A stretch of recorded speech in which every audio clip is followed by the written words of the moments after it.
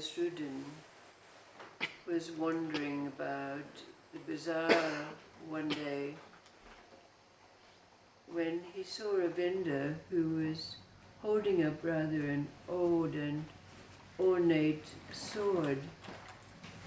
And the vendor was saying, "Who will buy this magnificent sword for 5 gold pieces?" Mullah Nasruddin said, "How can an old sword be worth 5 gold pieces?" And the vendor whispered to the mullah, "In fact, mullah, this is a magic sword. It can extend itself any distance to reach an enemy." Well, the very next day, Mullah came back to the vendor and handed him an old blackened brass poker. And he said, "I want you to sell this and sell it for 10 gold pieces." So the vendor laughed and said, "Oh, I'm quite sure you'll only get a couple of copper pieces for that." "Oh no," said Mullah, "this is a magic poker, because when my wife throws it at me, it will get me at any distance."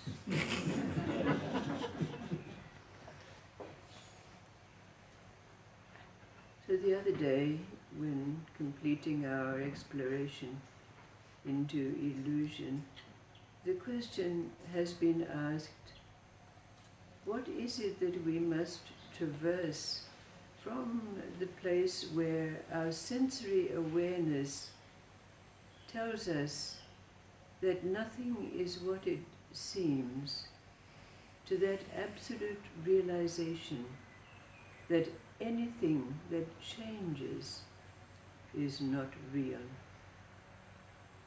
There's a story about Li Tzu.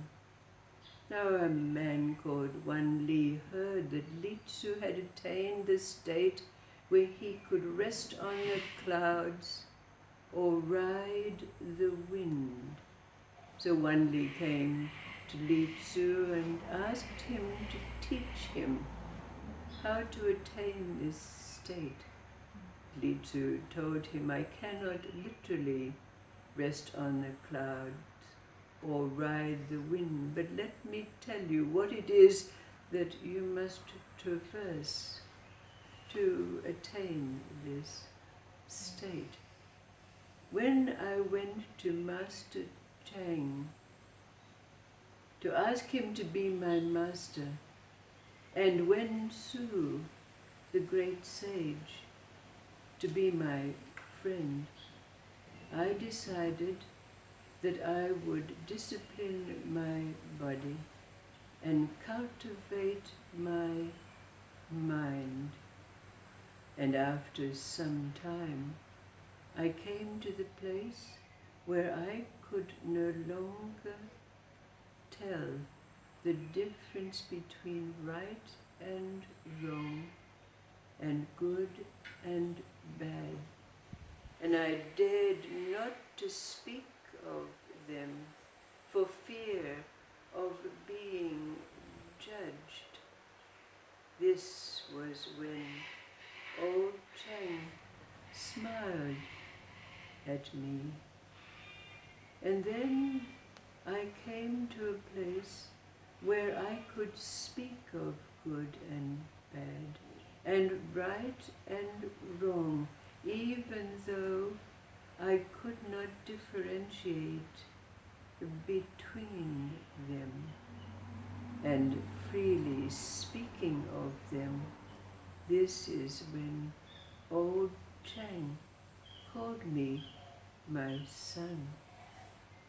And so it was that after some time, I could no longer tell the difference between what was inside and what was outside.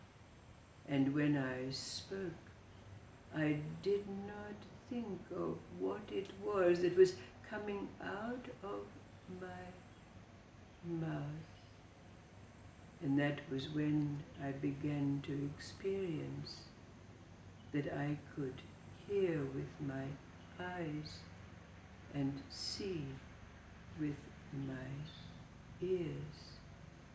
This is when old Chang invited me to sit beside him. After some time, I found that I could rest on the clouds or ride the wind, but I did not make any differentiation between them because it seemed that there was no self there to make any distinction.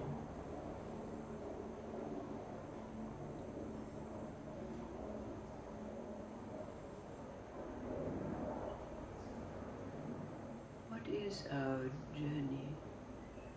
What is it that lies between our sensory awareness that brings the recognition that nothing is what it seems, and what can be said as an absolute realization that anything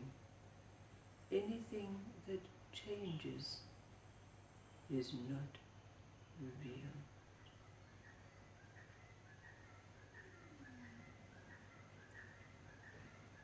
What is our story? What is our experience as we make that travel? The travel between sensory awareness, perception, and knowing.